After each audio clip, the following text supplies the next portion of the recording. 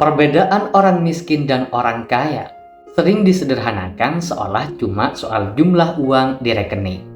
Padahal, sebelum uang itu ada atau tidak ada, yang lebih dulu berbeda adalah cara berpikirnya. Pola pikir miskin dan kaya bekerja seperti sistem operasi di kepala. Kalau sistemnya salah, mau diisi aplikasi secanggih apapun, tetap sering error. Itulah kenapa ada orang dengan gaji besar tetapi selalu kekurangan, dan ada yang penghasilannya biasa saja tetapi hidupnya stabil. Nah, jadi sebelum berbicara tentang uangnya, kita perlu jujur terlebih dahulu membedah cara kita di dalam memandang hidup. Pola pikir miskin cenderung fokus pada keterbatasan. Yang dilihat pertama kali adalah apa yang tidak dimiliki, bukan apa yang bisa diusahakan. Ketika ada peluang, yang muncul bukan rasa penasaran, tetapi rasa takut, takut rugi, takut gagal, takut kelihatan bodoh. Yang akhirnya peluang tersebut lewat begitu saja. Dan ya seperti biasa, kita akan menghibur diri dengan kalimat klasik, ya memang bukan rezeki saya. Padahal seringkali itu bukan soal rezeki, tetapi soal keberanian untuk mencoba. Sebaliknya, pola pikir kaya tidak identik dengan optimisme yang berlebihan, tetapi dengan cara melihat masalah sebagai tantangan. Orang dengan pola pikir ini bertanya, gimana caranya? Bukan kenapa susah banget. Mereka sadar bahwa tidak semua hal bisa dikontrol, tetapi respon terhadap keadaan selalu bisa diatur. Mereka tidak anti gagal, justru menganggap gagal sebagai biaya belajar. Bedanya, biaya itu dicatat sebagai pelajaran, bukan sebagai trauma. Pola pikir miskin juga sering terjebak pada logika jangka pendek. Yang penting hari ini aman, besok dipikir belakangan. Selama masih bisa bertahan, perubahan ditunda. Ini seperti menambal ban bocor dengan tisu. Cukup untuk jalan sebentar, tetapi tidak pernah benar-benar menyelesaikan masalah. Pola ini membuat seseorang sibuk menyelamatkan diri setiap hari tanpa sempat membangun masa depan. Capeknya sama, tetapi hasilnya jauh-jauh berbeda. Yang menarik, pola pikir kaya bukan bawaan sejak lahir dan bukan hak eksklusif orang tertentu. Ia bisa dipelajari, dilatih, dan dibangun pelan-pelan. Tetapi masalahnya, banyak orang ingin hasil kaya tanpa mau mengganti cara berpikir miskinnya. Ini seperti berharap badan atletis, tetapi pola makan masih merasa sayur itu opsional. Tidak salah berharap, tetapi harapan tanpa perubahan hanya akan menjadi bahan bercanda di masa depan. Selanjutnya, bagaimana cara memandang waktu, uang, dan kesempatan? Perbedaan paling mencolok antara pola pikir miskin dan kaya terlihat dari cara memandang waktu. Pola pikir miskin sering menganggap waktu sebagai sesuatu yang harus dihabiskan, yang penting terisi, entah dengan apa. Sementara pola pikir kaya melihat waktu sebagai aset yang harus diinvestasikan. Mereka sadar betul bahwa waktu yang lewat tidak bisa diulang. Jadi, dipilih dengan lebih selektif bukan berarti hidupnya serius terus, tetapi tahu kapan santai dan kapan dia harus fokus. Kemudian dalam soal uang, pola pikir miskin melihat uang sebagai tujuan akhir. Punya uang berarti sukses, tidak punya uang ya berarti gagal. Akibatnya, uang cenderung dihabiskan untuk simbol keberhasilan, bukan alat keberlanjutan. Pola pikir kaya melihat uang sebagai alat, bukan status. Uang dipakai untuk membuka peluang, memperbesar pilihan, dan mengamankan masa depan.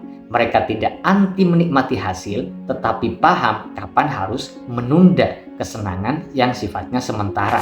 Pola pikir miskin sering bertanya, apa untungnya buat saya sekarang? Sedangkan pola pikir kaya bertanya, apa dampaknya buat saya nanti? Perbedaan pertanyaan ini kelihatannya sepele, tetapi efeknya luar biasa. Yang satu mengejar hasil cepat, yang lain membangun proses. Yang satu mudah menyerah karena hasil belum kelihatan, yang lain bertahan karena paham sedang menanam.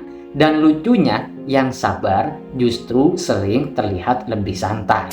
Di dalam melihat kesempatan, pola pikir miskin cenderung menunggu kondisi ideal. Modal harus cukup, ilmu harus lengkap, situasi harus aman. Sedangkan pola pikir kaya justru bergerak dengan apa yang ada sambil memperbaiki di jalan. Bukan karena nekat, tetapi karena sadar bahwa kejelasan sering datang setelah melangkah, bukan sebelum melangkah. Menunggu siap 100% itu seperti menunggu lampu hijau di semua arah, tidak akan jalan-jalan. Yang sering tidak disadari, pola pikir miskin juga suka membandingkan diri dengan orang lain secara tidak sehat, melihat hasil orang lain tetapi tidak melihat prosesnya. Yang akhirnya muncul dua reaksi ekstrim, iri atau menyerah. Pola pikir kaya justru menjadikan keberhasilan orang lain sebagai referensi, bukan ancaman. Mereka bertanya apa yang bisa saya pelajari, bukan kenapa, bukan saya. Ini perbedaan kecil tapi menentukan arah hidup. Kemudian selanjutnya, bagaimana menggeser pola pikir dari bertahan ke bertumbuh. Mengubah pola pikir miskin ke kaya bukan soal afirmasi di depan cermin sambil berkata saya orang kaya.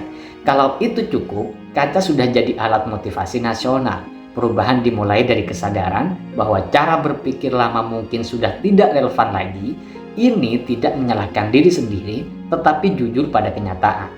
Mengakui pola lama tidak efektif adalah langkah dewasa, bukan tanda kelemahan. Selanjutnya, langkah berikutnya adalah membiasakan diri berpikir dalam kerangka solusi. Setiap masalah dilihat bukan hanya sebagai beban, tetapi sebagai bahan evaluasi. Ini memang tidak langsung nyaman karena otak kita lebih suka mengeluh daripada berpikir. Tetapi semakin sering dilatih, semakin terasa bedanya. Kita tidak lagi sibuk bertanya siapa yang salah, tetapi apa yang bisa diperbaiki, dan ini memberi rasa kontrol yang sebelumnya tidak ada. Pola pikir kaya juga ditandai dengan kesediaan belajar terus-menerus. Belajar tidak selalu formal dan tidak selalu mahal. Bisa dari pengalaman, kesalahan, bahkan dari kegagalan orang lain. Yang terpenting ada sikap rendah hati untuk menerima bahwa kita belum tahu segalanya. Kemudian, orang dengan pola pikir miskin sering berhenti belajar karena merasa sudah tahu dan itu merasa cukup. Padahal dunia terus bergerak dan yang diam akan tertinggal sambil kebingungan sendiri. Mengelola emosi juga bagian penting dari pergeseran pola pikir. Pola pikir miskin mudah reaktif terhadap keadaan. Sedikit masalah langsung panik, sedikit tekanan langsung ingin menyerah. Pola pikir kaya lebih responsif daripada reaktif. Mereka memberikan jeda antara masalah dan keputusan. Jeda inilah yang sering menyelamatkan dari keputusan emosional yang mahal harganya. Pada akhirnya, pola pikir kaya bukan jaminan langsung kaya raya, tetapi jaminan bahwa hidup bergerak ke arah yang lebih baik. Ia membuat kita berhenti hanya bertahan dan mulai bertumbuh, pelan-pelan tetapi konsisten. Dan yang paling penting, kita tidak lagi bertanya kenapa hidup saya begini terus, melainkan langkah apa yang bisa saya ambil selanjutnya. Karena saat pertanyaannya berubah, hidup biasanya ikut berubah juga. Teman-teman, demikian yang bisa saya sampaikan pada kesempatan video kali ini. Sekali lagi tidak bermaksud untuk menggurui. Apa yang saya bicarakan merupakan sesuatu yang ingin saya usahakan juga. Ayo sukses bareng-bareng. Amin.